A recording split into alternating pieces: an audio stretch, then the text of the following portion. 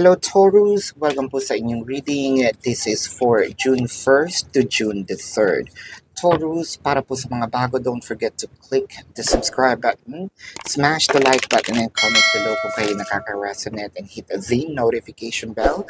At kung gusto nyo pong sumali sa ating live sessions, sa kabilang channel po yun, Babaylan TV. Meron din po tayong mga ibang reading doon. That's a totally different reading.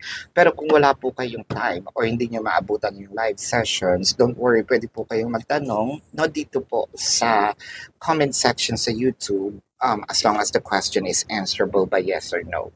No? So kung feeling nyo naman hindi kayo masasatisfy sa yes or no na sagot, don't worry kasi dito po sa comment section, sa description box rather, meron po doon yung link. It's either you have to click the link or copy the link. You will be routed to my page. Type in your question, follow the instructions, submit the form, and sasagutin po natin yan. Kung gusto nyo pong mag-avail ng ating private reading, doon din po yan sa description box.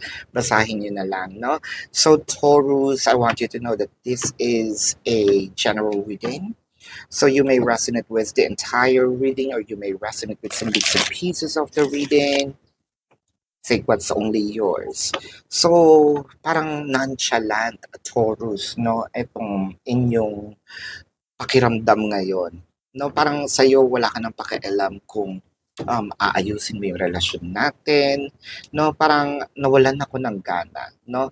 Bahala ka sa buhay mo, no? Kasi parang napagod ka, nakikita ko dito yung pagod, no? Kasi madami ding pangako na mga sinabi na hindi naman natupad. So parang sa'yo, ay naku, kesa may stress ako, no? Nang kakaisip kung kailan mo gagawin yan, I would rather focus on myself, di ba? Ang nakikita ko dito with the time for enough, ito nga yung parang sinasabi natin na kesera-sera, no? Kung ano yung mangyayari, pero ayoko nang magalit, no? Ayokong sumaya, ayoko ding magalit, mas focus ako sa sarili ko, no?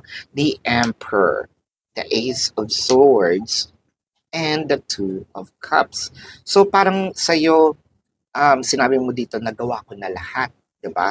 Nagawa ko na yung dapat kong gawin, ayoko nang, makipagtalo, napatunayan ko na yung pagmamahal ko sa'yo.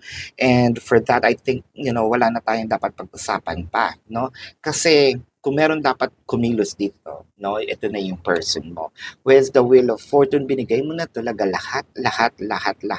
Even yung mga, naging para ka nga ditong sabihin nating, genie, no? Your wish is my command.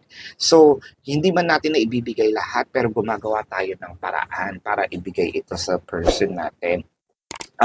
Ngayon ang sinasabi mo dito, since this is a romance, no? Dapat reciprocative ito. Hindi yung parang nagbibigay lang ako, di sana nagtayo na lang ako ng foundation, di ba?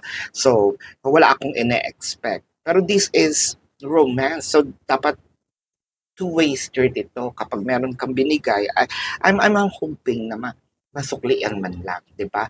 With the 8 of coins, the 5 of coins, and the 2 of coins. Dumating ka na dito sa point na nagdadalawang isip ka na. You're sitting on a fence whether it is you're gonna leave the connection, or either just focus on work.